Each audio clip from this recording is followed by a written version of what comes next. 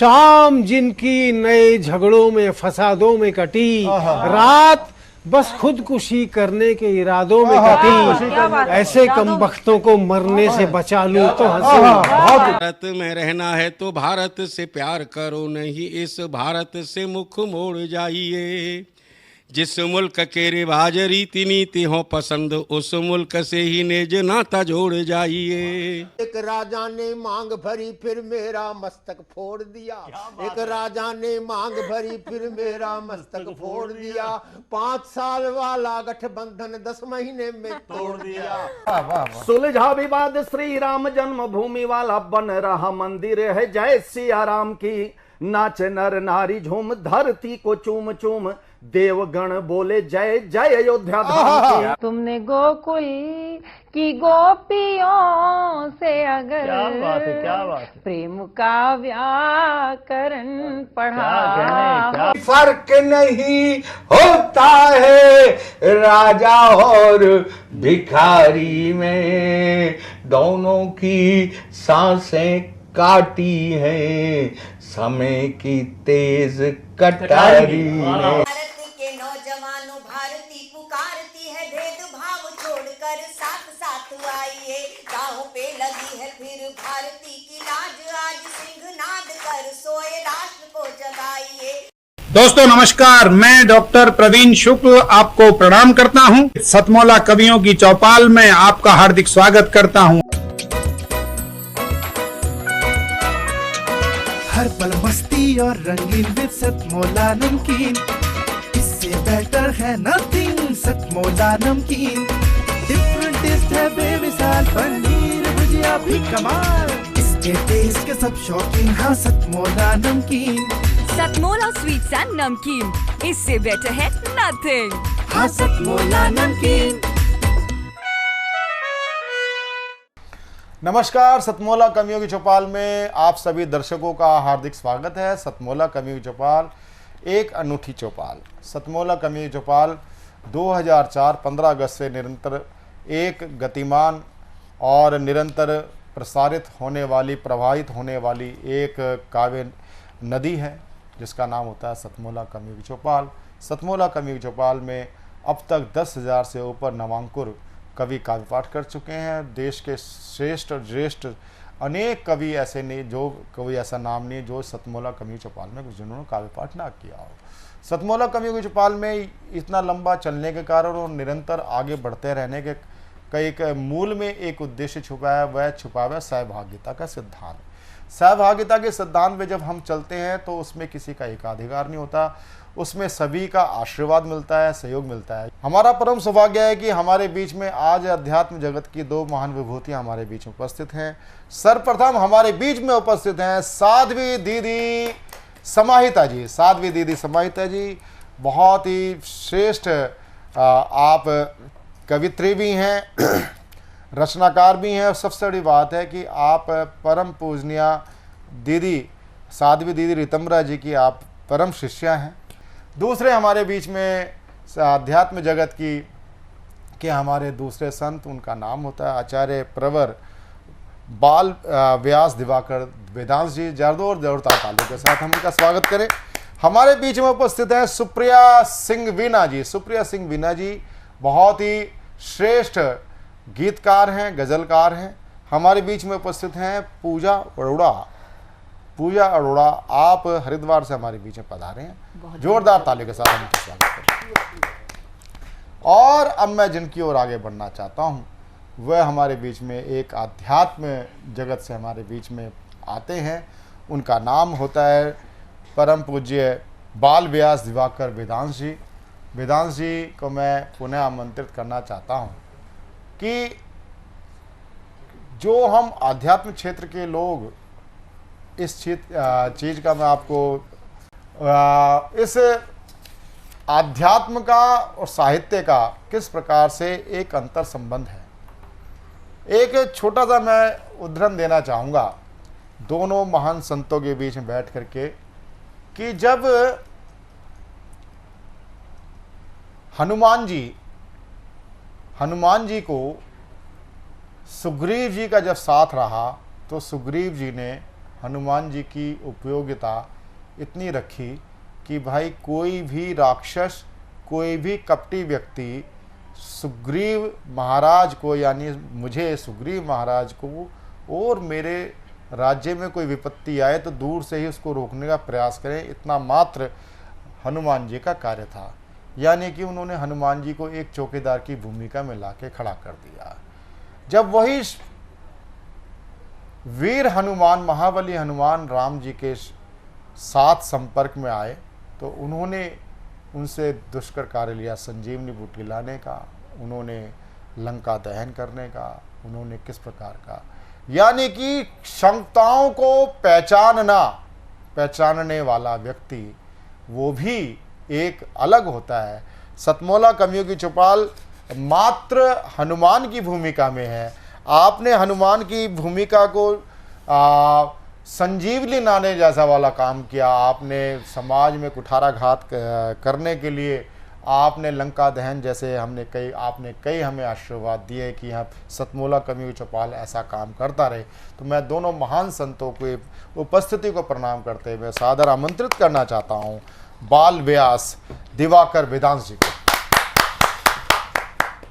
सादर जय श्री राम आप सभी को, और सभी कवियों के मध्य में उपस्थित होकर के गर्व तो एक अलग विषय होता है, लेकिन अभी स्वयं को लाभान्वित महसूस कर रहा हूँ, क्योंकि कविताओं का एक क्रम ऐसा होता है, जिस तरह मानव जन्म मिलना भाग्य तो है ही, पर एक मानव बन करके कवित्व शक्ति प्राप्त करना ये सौभाग्य को दर्शाता है। और माँ शारदे की कृपा है। मैं अयोध्या धाम से आया हूँ और अयोध्या धाम में भगवान श्री राम का अद्भुत, आप सभी जान रहे हैं, मंदिर बन रहा है। तो मैं कुछ ही शब्दों में स्वागत 5 चौपाइयों में जो मैंने स्वयं, जो मेरा रामचरितमानस का मैं अभी वर्णन कर रहा हूँ, अपना ग्रंथ लिख रहा हूँ, उसकी कुछ चौपाइयाँ, और संत समाज भी उपस्थित है तो उनके लिए भी 2 शब्द मैं कहना चाहूँगा। कह वेदांश तिजन बड़ भागे, कह वेदांश ते जन बड़ भागे, जे हरि कथा भजन अनुरागे, जे हरि कथा भजन अनुरागे, कीजे संग भक्त अरु संता, कीजे संग भक्त अरु संता, लागी न देर मिलहि भगवंता, लागी न देर मिलहि भगवंता। अब मैं आप सभी को अयोध्या धाम में जो माँ सरयू का पावन उद्गम है, वहाँ जो माँ सरयू प्रवाहित हो रही है, उसमें स्नान कराना चाहूंगा। क्या प्रभाव, जो सरयू महा मज्जन करहि, जो सरयू महा मज्जन करहि, पाप ताप सबहि प्रभु हरहि, ताप सबहि प्रभु हरहि।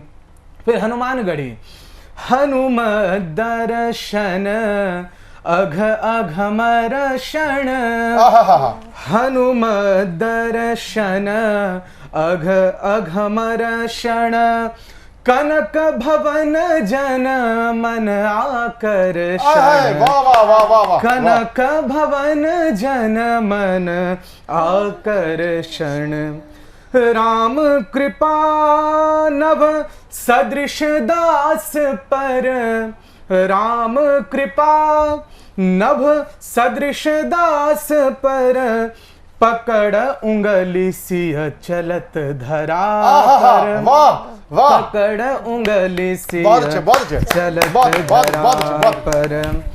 अंतिम पंक्तियां जो है, मात पिता गुरु बंधु जगत के, यहाँ का जो नाता ब्रह्म सत्यम जगन मिथ्या, मात पिता गुरु बंधु जगत के नहीं आपन, बस राम भगत के। मात पिता गुरु बंधु जगत के नहीं आपन, बस राम जी भगत के। कहत दास वेदांश रमैनी, कहत दास वेदांश रमैनी। अवधवास साकेत निसैनी, अवधवास साकेत निसैनी। इस तरह मैंने आप सभी को पावन अयोध्या धाम की ओर प्रस्थान कराया। अब मैं कुछ चंद शब्दों में जीवन का जो सार है कि आप हमेशा मुस्कुराएं, प्रसन्न रहें, तभी जीवन का वास्तविक और बृहद आनंद ले पाएंगे। होनी थी सो हो गई, जो होवे सो होए, भवितव्यम भवत्येव, भाई जो होना है वो तो होगा। होनी थी सो हो गई, जो होवे सो होय, पर वर्तमान पर ध्यान दे ऐसे विरले कोय। पर वर्तमान पर ध्यान दे ऐसे विरले कोय, ऐसे विरले कोई वही जो भक्त मुमुक्षु। ऐसे विरले कोई वही जो भक्त मुमुक्षु, धर्म अर्थ और काम मोक्ष पाने के इच्छुक, धर्म अर्थ और काम मोक्ष पाने के इच्छुक। कहत दास वेदांश कठिन जीवन के रस्ते, कहत दास वेदांश कठिन जीवन के रस्ते। पावे वही गंतव्य चले जो हंसते हंसते, पावे वही गंतव्य चले जो हंसते हंसते। इस तरह आप सभी को मैंने चंद शब्दों में जो भी माँ सरस्वती की कृपा कटाक्ष का प्रभाव रहा वो मैंने सुनाया। पुनः आप सभी को सादर जय श्री राम, जय जय श्री राम, जय जय श्री राम। अभी आचार्य प्रवर ने बीच में कुछ होनी और सो होली की बात करी, जो मतलब बीत गया उस पर बात करी। मेरी भी अपनी दो पंक्तियां मैं कहना चाहूँगा कि होली है ये, वैसे अभी दिवाली आने वाली है लेकिन मैं होली की बात कर रहा हूँ। होली से क्या चीज़ होती है? होली सो होली, आज तलक होली, आगे की कुछ सोच करो रे, होली सो होली। अब मैं जिसको आमंत्रित करने जा रहा हूँ वो होते हैं देश के ओजस्वी कवि, बहुत ही श्रेष्ठ रचनाकार हैं, और मैं उनके लिए दो पंक्ति मैं देना चाहूँगा कि जागो जागो सोने वालों तुम्हें जगाता फिरता हूँ, जागो जागो सोने वालों तुम्हें जगाता फिरता हूँ, लुटने पिटने से बच जाओ बस शोर मचाता फिरता हूँ। इस प्रकार की जो क्या नाम भाव के साथ राम प्रसाद बिस्मिल पर इन्होंने काफ़ी लिखा, चंद्रशेखर पे लिखा, देश के क्रांतिकारों पे इनकी बहुत इनकी कलम चलती है। तो मैं ऐसे रचनाकार बड़े भाई अरविंद पथिक को जोरदार तारे के साथ आमंत्रित करते हैं। अरविंद पथिक। सतमोला कवियों की चौपाल के सभी रसज्ञ श्रोताओं को नमन करता हूँ। आज मैं इस प्रतिष्ठित मंच पर काव्य पाठ के लिए आपके समक्ष हाजिर हुआ हूँ। पंडित राम प्रसाद बिस्मिल और अशफाकुल्लाह खां की सरजमी शाहजहाँपुर से संबंध रखता हूँ, तो कुछ बात पहले वहाँ की करूँगा। एक दृष्टांत के साथ मैं अपनी बात प्रारंभ करता हूँ कि पंडित राम प्रसाद बिस्मिल पर लखनऊ में मुकदमा चल रहा था और सरकारी पक्ष के वकील थे जगत नारायण मुल्ला। जगत नारायण मुल्ला जो थे पंडित जवाहरलाल नेहरू के मामा हुआ करते थे। उन्होंने एक शब्द बोला कि मुलाजिम से सवाल पूछने की इजाज़त दी जाए।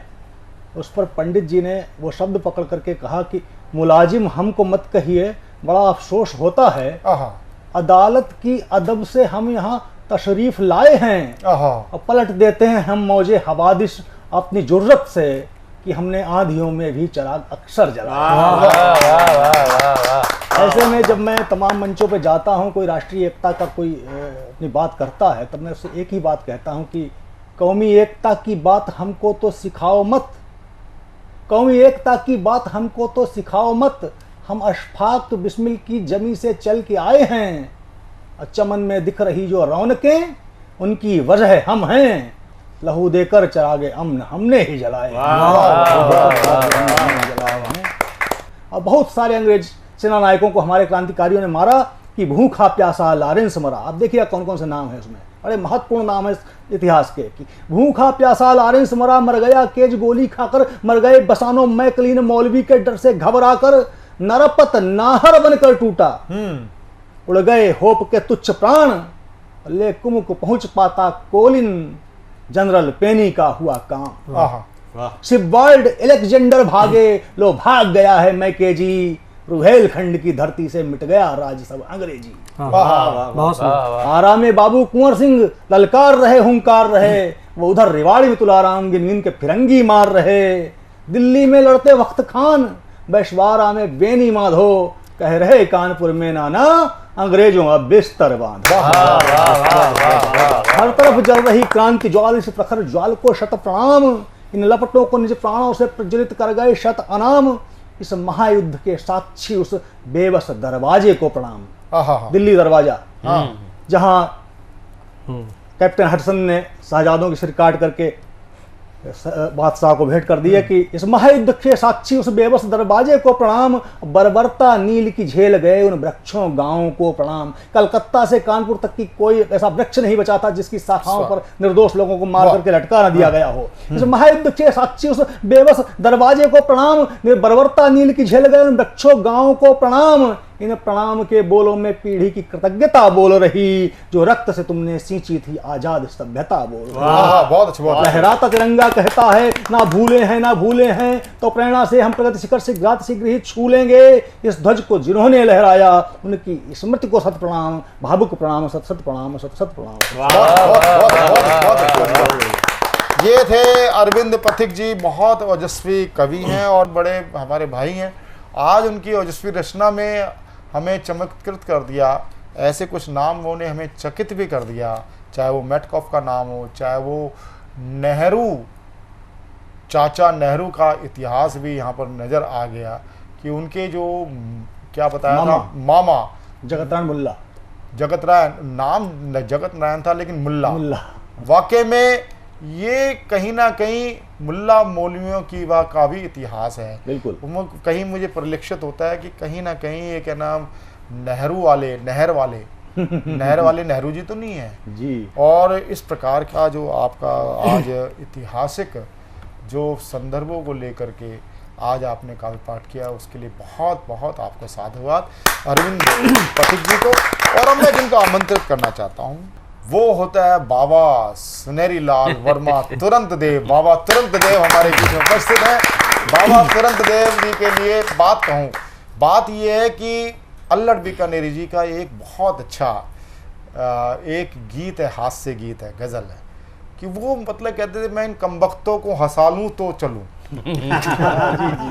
तो ये भी ऐसे बिल्कुल ऊपर से भगवान ने शायद ऐसे पीस बना के भेजे होते हैं धरती पे कि वो गलती से हंसी के वो दुश्मन होते हैं, ऐसे हंसी के दुश्मनों के को भी हंसाने में जो पारंगत हैं वो है हमारे बड़े भाई सुनहरी लाल वर्मा तुरंत। जा जोरदार ताली के साथ हमें स्वागत करें सुनहरी लाल वर्मा तुरंत।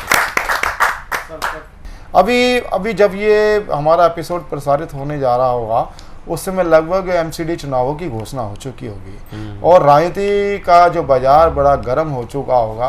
और राजनीति का जब बाजार गर्म हो और हास्य कवि और आप जैसा विलक्षण प्रतिभा का विलक्षण क्या नाम कड़क कवि, धनी कवि नहीं कड़क कवि, ऐसा अछूता कैसा रह सकता है। मैं आपसे आमंत्रित करना चाहता हूँ कि आपकी एक सुप्रसिद्ध रचना है, वो रचना है कि आप जा रहे हैं रिपोर्टर बन के उनका दुख दर्द उनके आंसू पहुंचने के लिए, नाक साफ करने के लिए कि नेताजी हार गए हैं और किस प्रकार से। और एक और रचना है चुनाव की, आपकी 2-3 रचनाएं हैं। तो एक तो मैं जरूर चाहूंगा कि आप उनकी नाक साफ करने, उनकी आंख साफ करने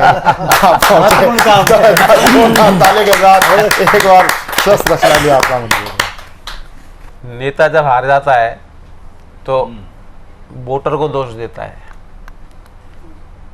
और वोटर को जब जो दोष देता है तो क्या कहता है, इन वोटरों ने मरवा दिया, यहाँ के लोगों ने मरवा दिया, वहाँ के ने मरवा दिया। तो सारा मिला करके ये होता है कि सारे वोटर धोखेबाज और सारे वोटर धोखेबाज, लगाए दियो अरे अरे लगाए दियो हमें चूना, सारे वोटर धोखेबाज, लगाए दियो अरे अरे लगाए दियो हमें चूना, सारे वोटर धोखेबाज। अरे 2 करोड़ की दारू पी गए 2 करोड़ को तेल, 2 करोड़ की दारू पी गए 2 करोड़ को तेल, और 6 करोड़ में टिकट खरीदी, बिगड़ गयो सब खेल, लगाए दियो अरे अरे लगाए दियो हमें चूना, सारे वोटर धोखेबाज।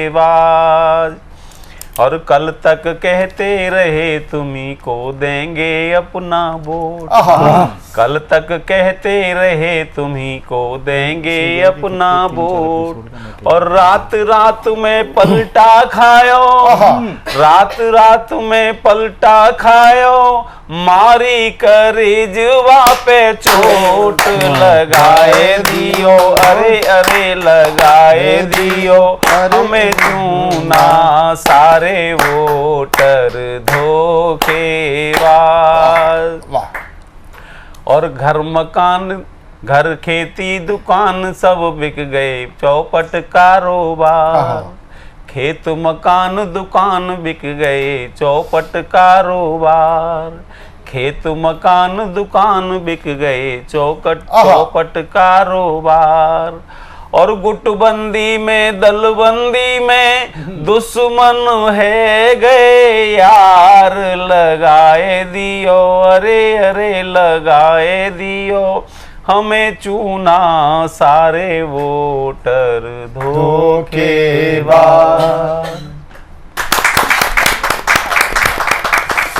सुनहरी लाल वर्मा जी ने जब राजनीति की तरफ बढ़ चुके हैं तो वो एक कालजयी रचना हो गई। कालजयी कारण क्या है कि कालजयी से मतलब होता है कि कोई कविता कभी भी, चाहे इस काल में चाहे भविष्य काल में, भूतकाल में और पीछे भूतपूर्व काल में भी, कौन सा काल होता है वो, पास्ट टेंस, अतीत में, हाँ अतीत में, भूतकाल। तो जैसे सुनहरी लाल वर्मा जी की कविता कालजयी है तो कुछ करैक्टर कालजयी होते हैं। जैसे अब ना जो केजरीवाल है ना वो भी कालजयी करैक्टर है। अगर क्या नाम ना बोला जाएगा ना नेताजी, नेताजी के मतलब 2 तरह के नेताजी होते हैं। एक नेताजी होते हैं जो भ्रष्ट होते हैं और एक नेताजी जो हैं केवल नेताजी, केवल एक ही थे, वो नेताजी सुभाष चंद्र बोस। अब मैं जिनको आमंत्रित करना चाहता हूँ मैं देश के सुप्रसिद्ध शायर अरुण शर्मा साहिबाबादी जी, जिनको विख्यात नाम है अरुण साहिबाबादी जी। अरुण साहिबाबादी जी शायर हैं उर्दू के, लेकिन बात करते हैं भारतीय संस्कृति की। कई बार जो उर्दू की शायरी होती है वो बहुत ही मोहब्बत, डूबी भी मोहब्बत, मरी भी मोहब्बत, सड़ी भी मोहब्बत, इन पे ही गज़लें चलती हैं। और लेकिन ये जो हमारे शायर हैं ये भारतीय संस्कृति की बात करते हैं। जोरदार ताली के साथ अरुण साहिबाबादी जी को। सबसे पहले जो है मैं कुछ मुक्तक पढ़ रहा हूँ, ये देखिएगा, हास्य के मुक्तक हैं थोड़े से। ये मोहल्ला है कितने नंगों का, इसका शायद तुझे पता ही नहीं। ये मोहल्ला है कितने नंगों का, इसका शायद तुझे पता ही नहीं। छत पे डाला था मैंने जो कच्छा, वो मुझे आज तक मिला ही नहीं। आप अपना नाम है कच्छा साहिबाबादी। छत पे डाला था मैंने जो कच्छा, वो मुझे आज तक मिला ही नहीं। और देखिए, रंग हो इसका लाल या पीला, डंक सबका महीन होता है। रंग हो इसका लाल या पीला, डंक सबका महीन होता है। काट खाता है ये बिना मतलब, हर ततैया कमीन होता है। वाह वाह वाह। हर ततैया कमीन होता है। हाँ। और देखिए मेरे एक मित्र पर मैंने लिखा था, हाँ तो जो भी आप शेर पढ़ोगे कुछ ना कुछ मुझे उपनाम मिलता जा रहा है। जी जी सर जी, ये सच्ची घटना पर आधारित है मेरे एक मित्र की। हाँ। जरूरी काम में मसरूफ है वो, मुझे अंदर से वो बतला रहा है। जरूरी काम में मसरूफ है वो, मुझे अंदर से वो बतला रहा है, मगर खिड़की से झांका तो ये जाना कि वो चौके में हलवा खा रहा है। वैसे चलो चौके में हलवा खा रहा है वो, कि चौके में मतलब कहना बर्तन ना साफ कर रहा हूं। अच्छा आप मित्रों, मैं ज्ञान व्यापी पर एक वो पढ़ रहा हूँ गीत जो है, अब निर्णय आ ही चुका है, देखिएगा। कुक कुक कुक कुक कुक कुक कुक, हे मस्जिद के अंदर क्या है, मस्जिद के नीचे क्या है, हे मस्जिद के अंदर क्या है, मस्जिद के नीचे क्या है, हे मस्जिद के अंदर भोला, मस्जिद के नीचे भोला, ऐसी मिली है शुभ सूचना, सूचना, हे कुक कुक कुक, हे मस्जिद के अंदर क्या है, मस्जिद के नीचे क्या है। और देखिए बच्चों, दूध से होगा सिंचन, फूलों से होगा तर्पण, दूध से होगा सिंचन, फूलों से होगा तर्पण, घंटों की होगी फिर गर्जना, गर्जना, भोले की होगी फिर अर्चना, अर्चना, हे मस्जिद के नीचे क्या है, मस्जिद के अंदर क्या है, ना जल है ना है नाली, तेरा फव्वारा जाली, ना जल है ना है नाली, तेरा फव्वारा जाली, इससे हुई है तेरी भर्सना, भर्सना, मंदिर पड़ेगा तुझे छोड़ना, छोड़ना, हे मस्जिद के अंदर क्या है, मस्जिद के नीचे क्या है, भोले का चेहरा तकते नंदी भी इसमें निकले, भोले का चेहरा तकते नंदी भी इसमें निकले, बाकी है अब क्या खोदना, खोदना, अपने सर को तू अब फोड़ना, फोड़ना, हे मस्जिद के नीचे क्या है, मस्जिद के अंदर क्या है, साक्ष्य ये सच्चे हैं सब योगी मोदी जी पर अब, साक्ष्य ये सच्चे हैं सब योगी मोदी जी पर अब, बंद करो तुम भौंकना, भौंकना, वरना पड़ेगा तुम्हें ठोकना, ठोकना। और ये देखें मित्रों, मुस्लिम धर्म है गंदा, इसका यही है धंधा, मुस्लिम धर्म है गंदा, इसका यही है धंधा, छल से सभी की चीजें छीनना, छीनना, मंदिर पे मस्जिद थोपना, थोपना, हे मस्जिद के नीचे क्या है, मस्जिद के अंदर क्या है। धन्यवाद मित्रों, बहुत अच्छे, बहुत अच्छे, बहुत तो ये थे अरुण शर्मा साहिबाबादी जी। और अब लेते हैं एक छोटा सा अल्प विराम, सतमोला कवि चौपाल में मिलते हैं एक छोटे से अल्प विराम के बाद। सीएम साहब, हमारे 30 विधायक अपोजिशन पार्टी में चले गए, अब आप सीएम नहीं रहे।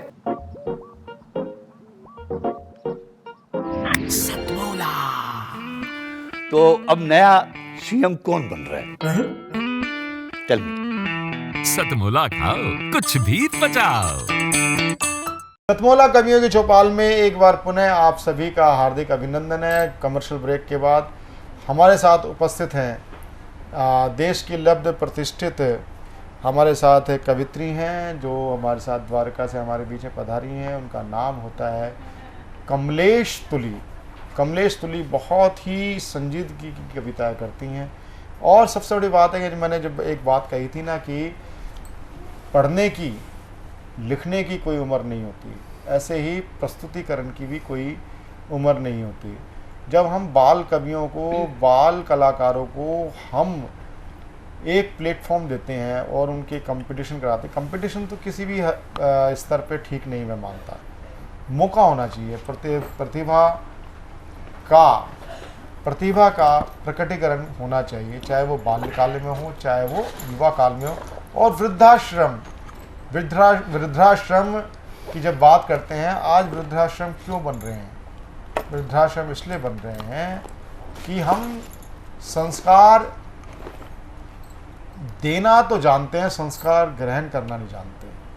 आज हमारे बीच में बहुत ये सौभाग्य है कि आज इस सतमोला कम्युनिटी चौपाल में वयोवृद्ध हमारे साथी भी हैं, जो प्रस्तुत है। मेरे ख्याल से, अगर मैं गलत ना बोल रहा हूँ, कमलेश जी पहली बार इस आयु में टीवी स्क्रीन पे आ रही हैं।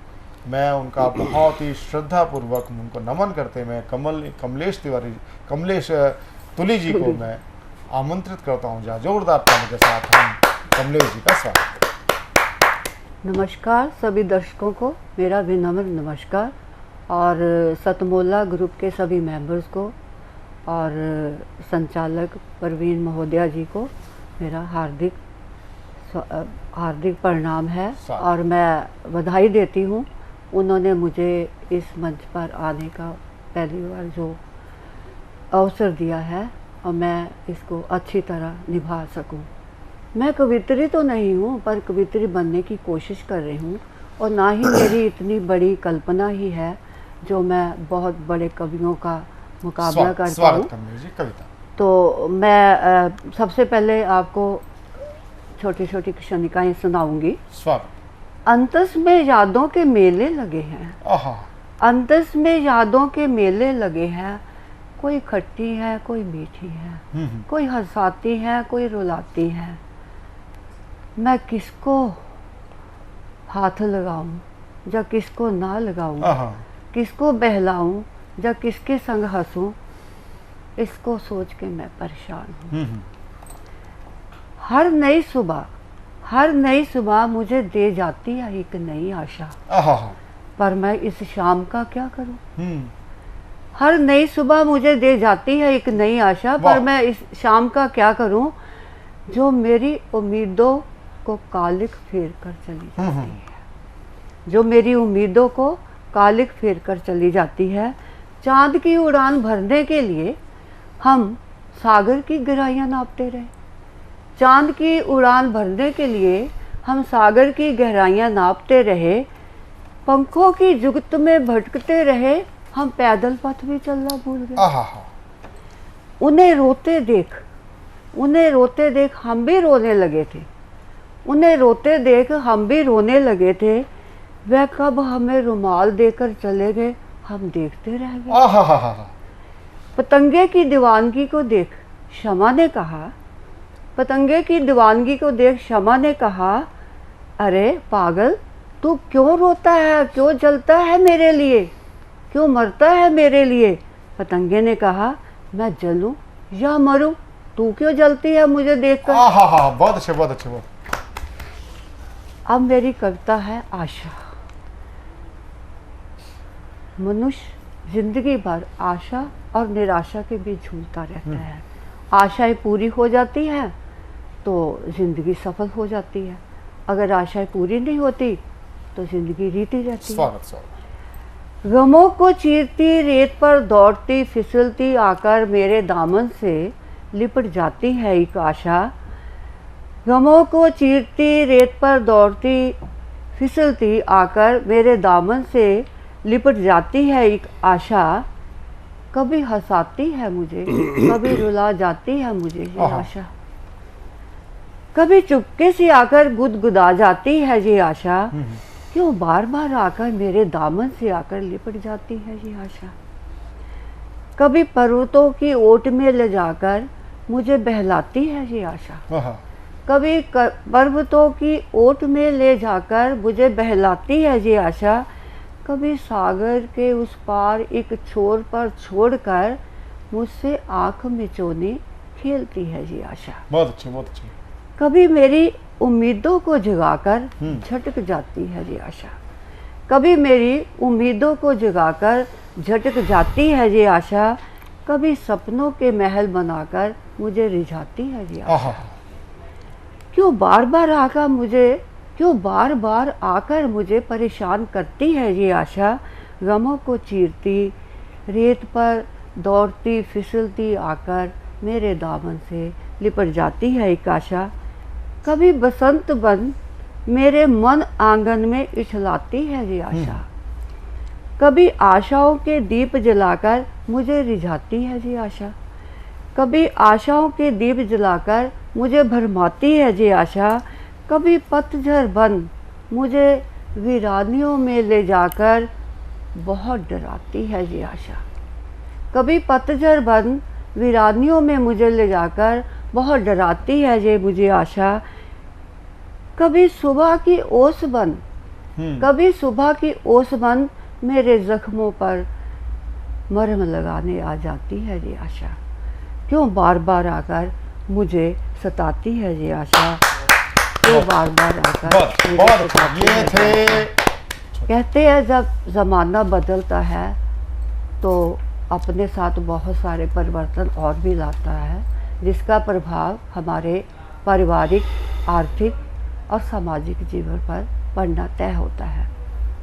तो आज इसी को लेकर हमारा ज़माना बदल गया है। बुजुर्गों का वजूद। जी, तो बुजुर्गों के प्रति मैं ये 2 शब्द लिखे हैं और युवाओं की चेतना को जागृत करने के लिए ये मेरी कविता है। बुजुर्गों से क्यों तोड़ते हो नाता, इनसे तो है तुम्हारा गहरा नाता। परिवार का वजूद है वे, घर चौखट की शान है वे। धड़कता है दिल इनके सीने में भी, तुम्हें सुनाई क्यों नहीं देता। बुजुर्गों से तो तुम्हारा है गहरा नाता, क्यों तोड़ते हो इनसे नाता। पीढ़ियों का संचित इतिहास है वे, पीढ़ियों का संचित इतिहास है वे। हर पर्व और रस्म की पहचान है वे। भविष्य और भूत का आकार है वे, संस्कारों का प्रमाण है वे। अनुभव की विशाल खादान है वे, सीख का अनूठा अनुसंधान है वे। तुम्हें ये दिखाई क्यों नहीं देता, बुजुर्गों से क्यों तोड़ते हो नाता, इनसे तो है तुम्हारा गहरा नाता। भोर की लालिमा की शाम है वे, भोर की लालिमा की शाम है वे। सांझ का ऊता प्रकाश है वे, 4 दिनों के मेहमान है वे। परिवार के दुख सुख के साझीदार हैं वे। थोड़ा सा प्यार, थोड़ा सा प्यार, थोड़ा सा सम्मान, थोड़ी सी खुशियों की धूप इनके नाम भी कर दो। क्यों करते हो इनकी भावनाओं का कुहासा। बुजुर्गों से तो है तुम्हारा गहरा नाता। बहुत अच्छे कमलेश जी, बहुत ये बुजुर्गों पे जो आपने रचना पढ़ी। मुझे एक बार जाने का अवसर मिला वृद्धाश्रम में, और एक बार आकाशवाणी पे परिचर्चा में भी मैं शामिल हुआ वृद्धाश्रम पर, कि वृद्धों की आशा वृद्धाश्रम।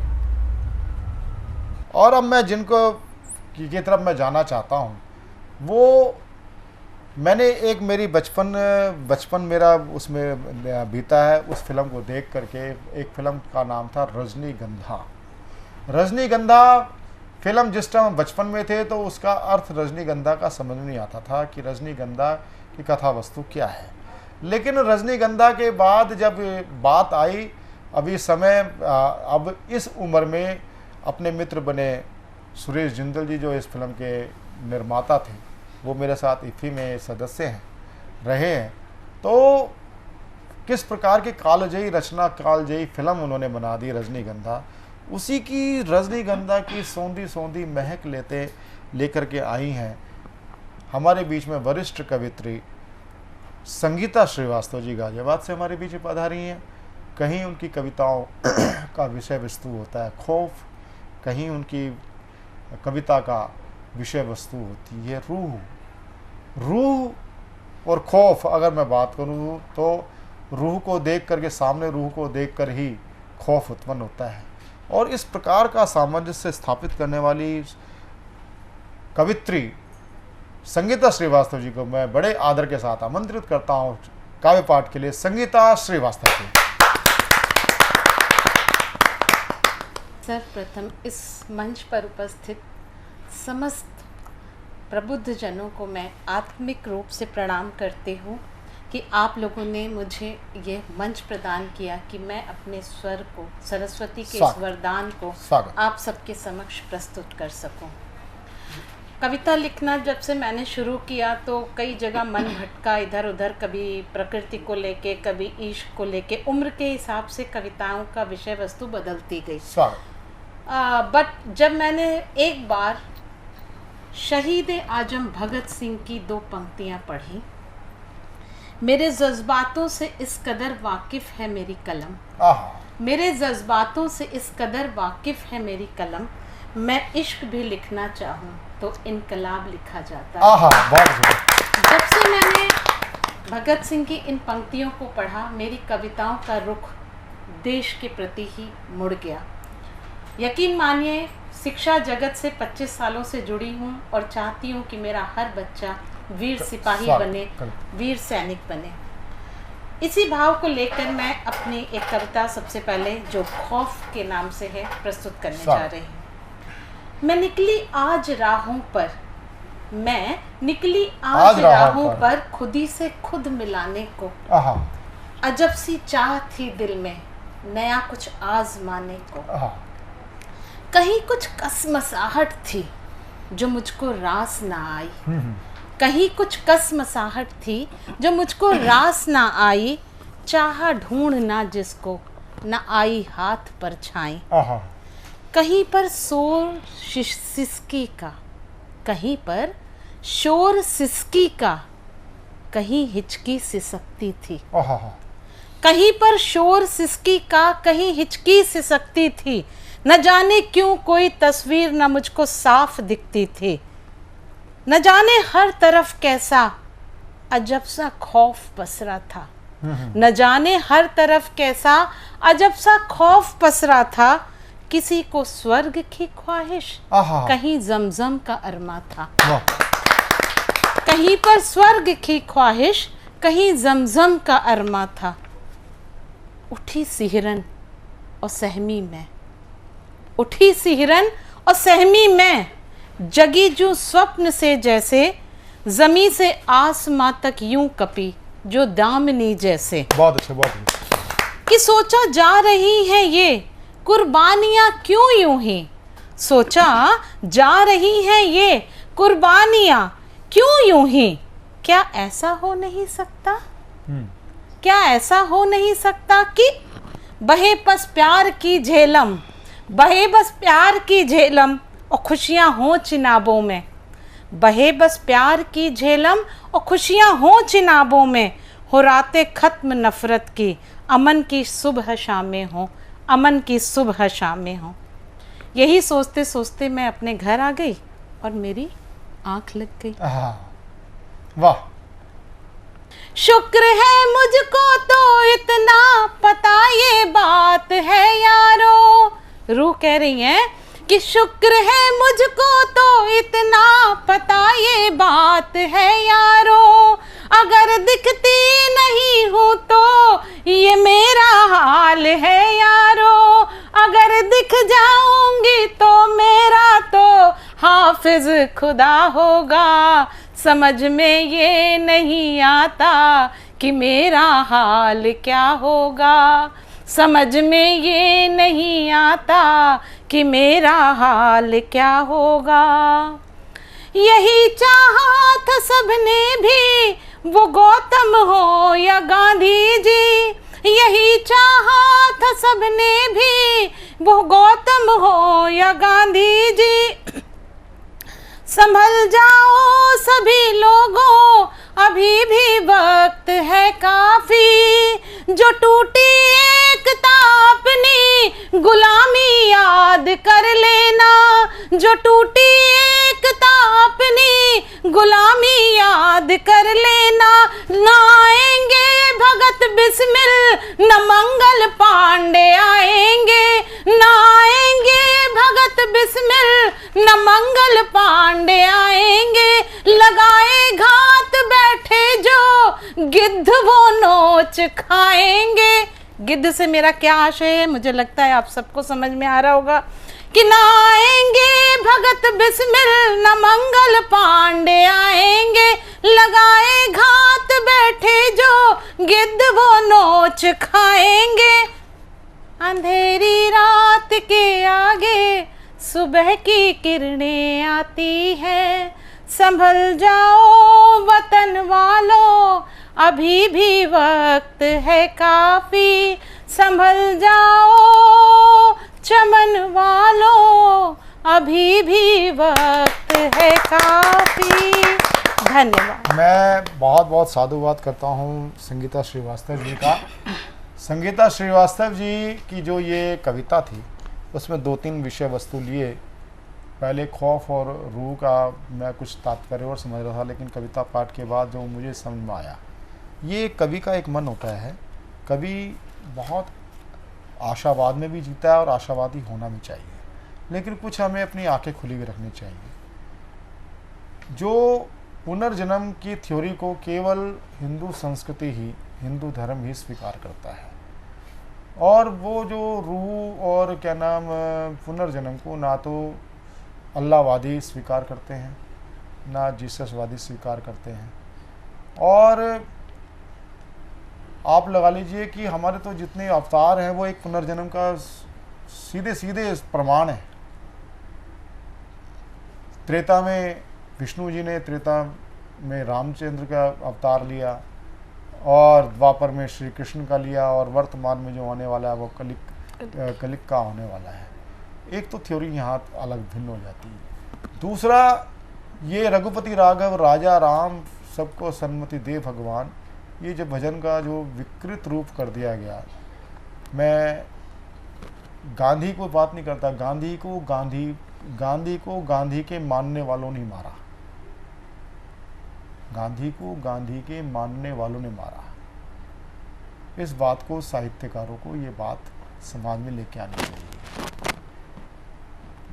एक तरफा जो ये गुणगान है, ये राष्ट्र के प्रति संज्ञान है, इसको समझने के लिए हम साहित्यकारों को आगे अपना पक्ष रखना होगा, उज्जवल पक्ष रखना होगा। काल अतीत को भूल करके मैं बड़ा साधुवाद देता हूँ। और अब मैं जिनको आमंत्रित करना चाहता हूँ वो होते हैं मेरे अनुज, बहुत ही श्रेष्ठ गीतकार, और सबसे बात गीतकार के साथ साथ वो एक बहुत ही प्रख्यात चित्रकार हैं।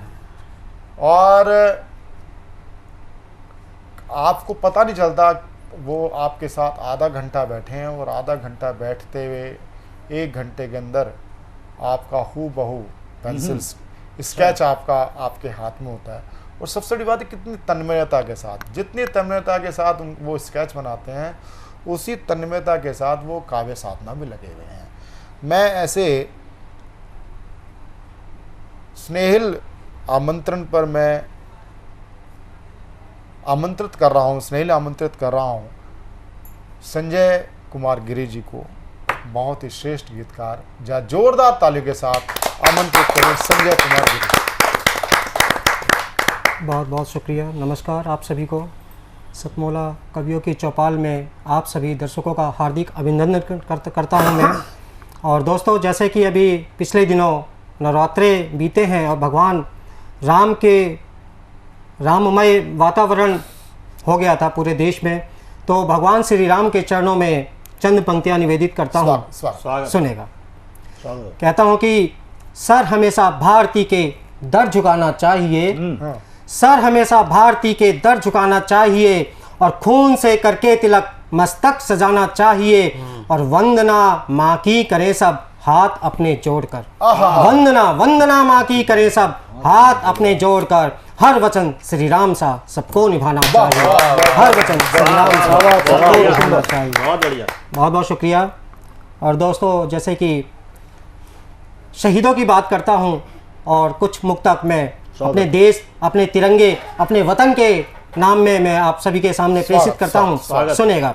कहता हूँ कि ये तिरंगा देश का जिस पर हमें अभिमान है, ये तिरंगा देश का जिस पर हमें अभिमान है नमन उस वीर को जिसने दिया बलिदान है। झुक गए हैं सर सभी के, झुक गए हैं सर सभी के, आंख भी नम हो गई, झुक गए हैं सर सभी के, आंख भी नम हो गई, जान देकर राष्ट्र का दिल से किया सम्मान है, जान देकर राष्ट्र का दिल से किया सम्मान है।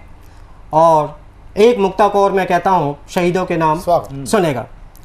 कहता हूँ कि मिटे हैं देश पर जो वीर उन पर गान लिख देंगे, शहीद क्षितिज तक उन शहीदों के सभी अरमान लिख देंगे। न सुधरा पाक यदि अब भी जो करता पीठ पर हमला, न सुधरा पाक यदि अब भी जो करता पीठ पर हमला, तो छाती फाड़ उसकी उस पे हिंदुस्तान लिख देंगे, तो छाती फाड़ उसकी उस पे हिंदुस्तान लिख देंगे। और शुक्रिया। और शेर है, तुझे हक है दिया मैंने किया कर हर शिकायत, करूं अगर कोई गलती तो मुझे खुलकर बताया कर, और अगर है दोस्ती पक्की तो झगड़ा भी जरूरी है। अच्छा। अगर है दोस्ती पक्की तो झगड़ा भी जरूरी है, कभी मैं मान जाऊंगा कभी तू मान जाएगा, कभी मैं मान जाऊंगा कभी तू मान जाया कर।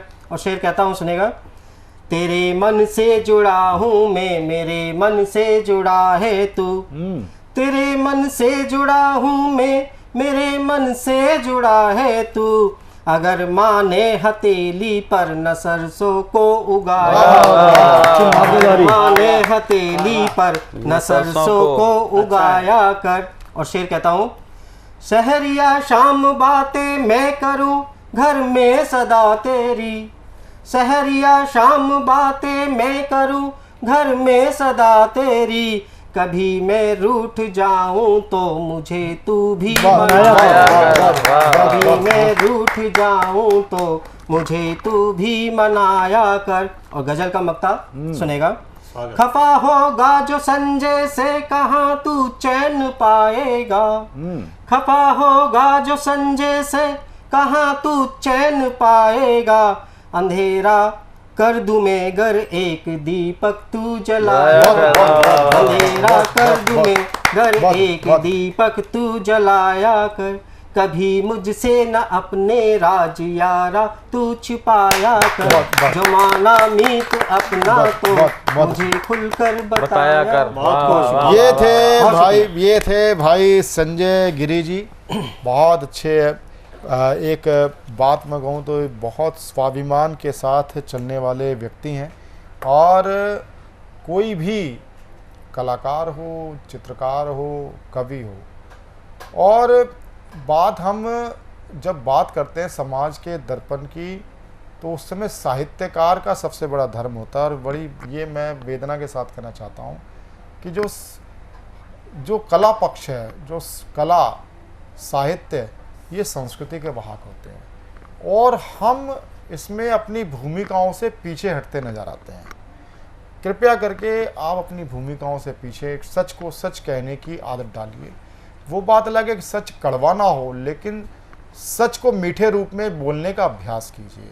डॉक्टर क्षमा गुप्ता ऐसे समय पे आई हैं, अभी जो क्षमा पावनी पर्व निकला है, दक्षिणाक्षण पर्व निकले हैं, नवरात्र आए हैं, और फिर वो कविता के प्रति क्षमा का भाव लेकर के या समाज के प्रति क्षमा का भाव लेकर के हमारे बीच में डॉक्टर क्षमा गुप्ता आई हैं, और बहुत अच्छी गीतकार हैं, और गीतकार के साथ साथ बड़ी संजीदगी की कविता भी करती हैं।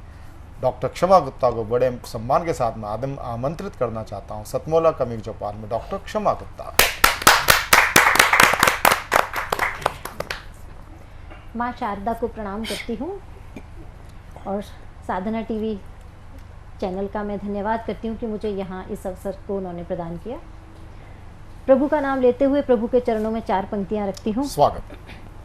आग वो चाहे तो पानी में लगा सकता है, आग वो चाहे तो पानी में लगा सकता है, नदी की बात क्या सागर भी सुखा सकता है, वो न चाहे कोई पत्ता नहीं हिला सकता, वो न चाहे कोई पत्ता नहीं हिला सकता, और वो चाहे तो तिनके सा उड़ा सकता बहुत और वो चाहे तो तिनके सा उड़ा सकता है। और इसके बाद एक गज़ल। जीवन में हम बहुत सारे दुखों की बातें होती हैं हमारे जीवन में और हम उनका दुख मनाते रहते हैं और आगे को जो जीवन में हमारे आनंद है उसको भी हम भूल जाते हैं। तो कुछ ऐसे ही भावों को कहती हुई ये गज़ल। जीवन की कड़वी बातों का सुनना और सुनाना क्या, जीवन की कड़वी बातों का सुनना और सुनाना क्या, बीती बातों को दोहरा कर रोना और रुलाना क्या, बीती बातों को दोहरा कर रोना और रुलाना क्या। नस्ली का सुनने का जिसको ना शऊर कुछ कहने का, नस्ली का सुनने का जिसको ना शऊर कुछ कहने का, ऐसे लोगों का महफिल में आना क्या और जाना क्या, ऐसे लोगों का महफिल में आना क्या और जाना क्या, बीती बातों को दोहरा कर रोना और रुलाना क्या।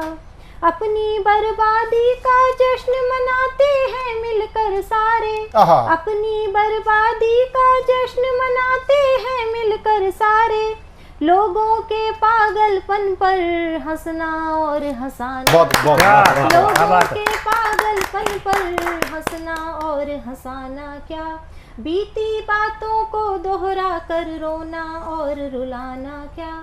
जिनको समझ नहीं रिश्तों के नाजुक ताने बाने की, जिनको समझ नहीं रिश्तों के नाजुक ताने बाने की, ऐसे इंसानों की खातिर मरना जीना क्या मर जाना क्या, ऐसे इंसानों की खातिर जीना क्या मर जाना क्या, बीती बातों को दोहरा कर रोना और रुलाना क्या। कौन बचाएगा इस बिगड़े मौसम की झंझाओं से, कौन बचाएगा इस बिगड़े मौसम की झंझाओं से, तूफानों में एक दीपक का जलना और जलाना क्या, दीपक का जलना और जलाना क्या, बीती बातों को दोहरा कर रोना और रुलाना क्या। जो राहें पहुंचाती नहीं क्षमा मंजिलों की जानिब, जो राहें पहुंचाती नहीं क्षमा मंजिलों की जानिब, ऐसे रस्तों पर राही का चलना क्या रुक जाना क्या, ऐसे रस्तों पर राही का चलना क्या रुक जाना क्या, बीती बातों को दोहरा कर रोना और रुलाना क्या, जीवन की कड़वी बातों का सुनना और सुनाना क्या। बहुत अच्छे, बहुत बहुत अच्छे, बहुत अच्छे, बहुत अच्छे, बहुत अच्छे, बहुत अच्छे, बहुत अच्छे।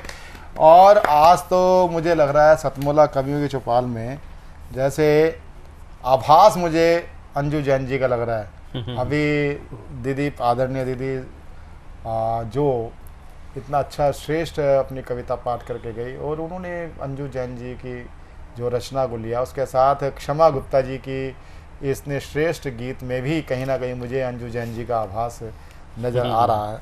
अब मैं जिनको आमंत्रित करना चाहता हूँ, मेरे प्रिय साथी आरसी यादव जी नांगलोई से हमारे बीच पधारे हैं। रामचंद्र यादव जी बहुत अच्छी रचना धर्मिता करते हैं, ऐसे रचना धर्मिता को प्रस्तुत करते हुए सतमोला कवि चौपाल गौरवान्वित है। जोरदार तालियों के साथ हम रामचंद्र यादव जी को का हम स्वागत। सभी को सादर प्रणाम, बहुत बहुत धन्यवाद आदरणीय श्री का। इनका आभार मैंने एक संदेश व्हाट्सएप के थ्रू किया और इन्होंने पूरा ब्यौरा देते हुए मुझे यहाँ आमंत्रित किया। मैं इनका शुक्रगुजार हूँ। बड़े हैं, पितातुल्य हैं, सादर प्रणाम करता हूँ। मेरी रचना माँ पर है। जैसा कि हम सभी जानते हैं, माँ सृष्टि की रचयिता है। माँ के विभिन्न रूपों को, विभिन्न उनके जो काम हैं उनको हमने बचपन में देखा और उसी को मैंने कविता के रूप में यहाँ पे आपके सामने प्रस्तुत कर रहा हूँ। देखिएगा। मैंने माँ को देखा, मैंने माँ को देखा लुटाती खुशियाँ, झुझलाती, गुस्साती, पुचकारती, खिलाती हाथों से रोटियाँ। मैंने माँ को देखा लुटाती खुशियाँ, भोर में उठ चलाती चाकरी, उपले जलाती सेकती चूल्हे पर रोटियां, मैंने माँ को देखा लुटाती खुशियां। सहलाती सजाती संवारती, सहलाती सजाती संवारती, लगाती काला टीखा, बचाती बुरी नज़र से, बनाती बालों में चोटियां, मैंने माँ को देखा लुटाती खुशियां। बनाती कलेवा पहुंचाती खेत पर, पिता संग बैठ खिलाती निहारती। सजाती सपने, समेटती जीवन की डोरियां, मैंने माँ को देखा लुटाती खुशियां। पुर छीनती सड़कती धान की बालें, पुर छीनती सड़कती धान की बालें, तोड़ती अरहर अलसी सरसों की डंठल, उधेड़ती गन्नों की पत्तियां, मैंने माँ को देखा लुटाती खुशियां। बन सहचर पिता संग चलती, मिला दर कदम, माघ पूस की रातों में तनिक ना घबराती। उलझती पानी गेहूं के खेतों में, बना सुंदर सी क्यारियां, मैंने माँ को देखा लुटाती खुशियां। मेरी दूसरी रचना ग्रामीण पृष्ठभूमि पर है। हमारे गांव हरियाली से परिपूर्ण, जैसा कि कहा जाता है भारत की आत्मा गांव में बसती है। गांव के लहलहाते खेत, हरियाली, पेड़ पौधे, पशु पक्षी, सबका अलग आनंद होता है देखने का। तो एक छोटी सी रचना गांव के ऊपर है। शीर्षक है इसका अपना गांव। मेरा मन करता है एक बार चले फिर घूमे अपना गांव, मेरा मन करता है एक बार चले फिर घूमे अपना गांव। सुबह में उषा की लाली बिखरती चंचल किरणों को, लुटाता शीतल मंद पवन मलय के कोमल अंगों को। सुन कोयल की मीठी कूक, ठहर जाते हैं बरबस पाँव, मेरा मन करता है एक बार चले फिर घूमे अपना गांव। फैलती खेतों में हर पल, फैलती खेतों में हर पल, जहां सोने सी हरियाली, चले बैलों को लेकर संग कृषक करने को रखवाली।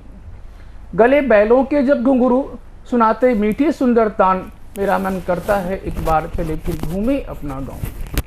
कहीं सरसों के पीले फूल, कहीं सनई की छन छन छन, आम की खिलती अमराई, नीम लेती है अंगड़ाई। तरसता होने को हर मन झुकी पेड़ों की ठंडी छाँव, मेरा मन करता है एक बार चले फिर घूमे अपना गांव। महकते मीठे फूलों से झुकी पेड़ों की है डाली, महकते मीठे फूलों से झुकी पेड़ों की हर डाली। गूंजता अलिका झंकरी सर, ढूंढता फूलों की लाली। कहीं पपीहा की मीठी पीहू, कहीं कागा की काँव काँव, मेरा मन करता है एक बार चले फिर घूमे अपना गांव। कलश जल भरने पनघट पर खड़ी सुंदरियों की टोली, कलश जल भरने को पनघट पर खड़ी सुंदरियों की टोली। बिहवल होता सुनकर मन, करती मोहक हंसी ठिठोली। देखती चंचल नयनों से, खनकती पायल उनके पाँव, मेरा मन करता है एक बार चले फिर घूमे अपना गांव। बहुत अच्छे, बहुत अच्छे, बहुत अच्छे, बहुत धन्यवाद। बहुत अच्छे, बहुत अच्छे, बहुत अच्छे, बहुत अच्छे, बहुत अच्छे। तो ये थे रामचंद्र यादव जी नांगलोई से, बहुत ही ग्रामीण पृष्ठभूमि की कविता ली, माँ पर कविता ली। और आपको आज ये सतमोला कवि चौपाल का ये रूप रंग कैसा लगा, आप हमें बताते रहें, लिखते रहें, SMS करते रहें, व्हाट्सएप करते रहें। टीवी स्क्रॉल पर चल रहे नंबर 9711182183।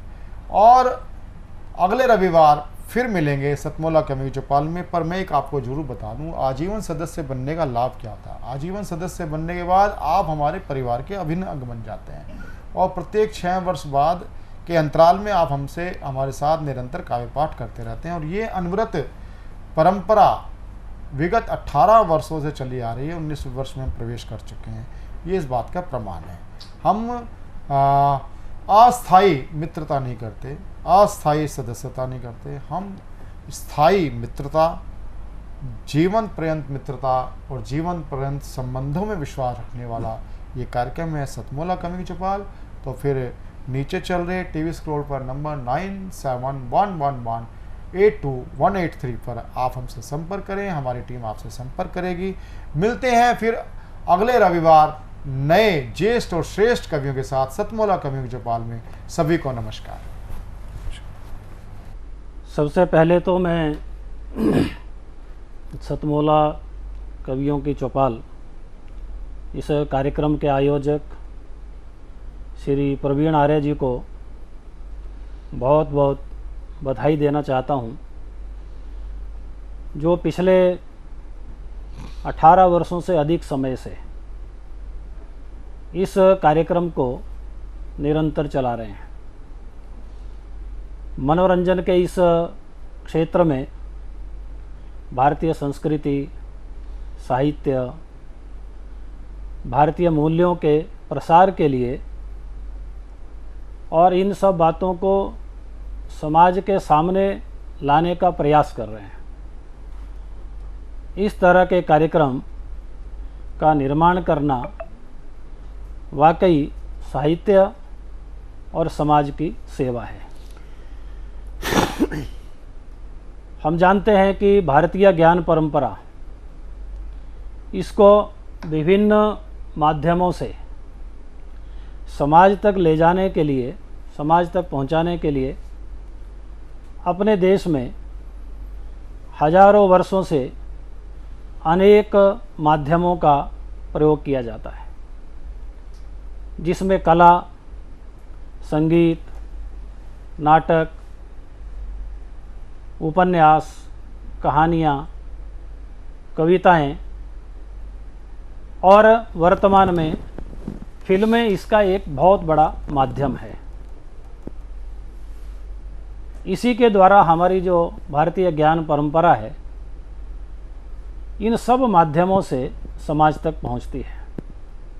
तो आज हम सब कवियों की जिम्मेदारी है, हम सब का ये दायित्व है कि अपनी कलम का उपयोग करते हुए इस वैमनस्यकारी जो ताकतें हैं, जो विचार है, उनका विरोध करने में लगाएं और आज अपनी कलम का उपयोग करते हुए देश को एक करने में हमारी कलम चलनी चाहिए, हमारा विचार उसके माध्यम से व्यक्त होना चाहिए।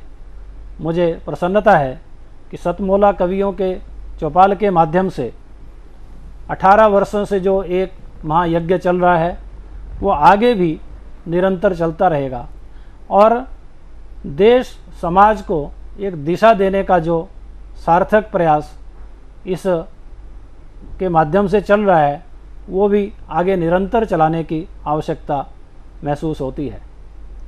इस माध्यम से आपने ऐसे नवांकुर 10,000 से अधिक कवियों को भी मौका दे करके और उनके प्रतिभा को सामने लाने का प्रयास किया है। यह भी एक सराहनीय कदम है, जिसके कारण से आज जो नवांकुर कवि आपकी इस चौपाल के अंदर आए और जो आज देश के ख्यात ऐसे कवियों की सूची में उनका नाम आता है, तो यह भी एक प्रशंसनीय कार्य है और यह अनवरत आगे भी इसी प्रकार से आगे बढ़ना चाहिए। कवियों को आज के इस वातावरण के अंदर समाज को एक दिशा देने का काम, समाज को परिष्कृत करने का काम, समाज के अंदर सकारात्मक वातावरण बनाने का काम यह निरंतर करते रहना चाहिए, जिससे अपनी मातृभूमि का गौरव बढ़े, जिसके कारण से भारत विश्व के सर्वोच्च स्थान पर यानी पुनः विश्व गुरु सिंहासन के ऊपर विराजमान हो, तभी हम दुनिया के सिरमौर देश बन पाएंगे। मैं एक बार पुनः आप सभी आमंत्रित कवियों और आयोजकों का हार्दिक साधुवाद, बधाई और शुभकामनाएं देता हूं और इस कार्यक्रम में आमंत्रित करने के लिए बहुत बहुत आपका धन्यवाद भी करता हूं और शुभकामनाएं देता हूं। धन्यवाद। बहुत बहुत आभार श्री नरेंद्र कुमार जी। आपके इस शुभकामना और आशीर्वाद और पाथे से सतमोला कवि चौपाल को भविष्य में लंबे समय तक हमें सबल मिलता रहेगा। सीएम साहब, हमारे 30 विधायक अपोजिशन पार्टी में चले गए, अब आप सीएम नहीं रहे। सतमोला तो अब नया सीएम कौन बन रहा है? चल सतमोला खाओ, कुछ भी पचाओ।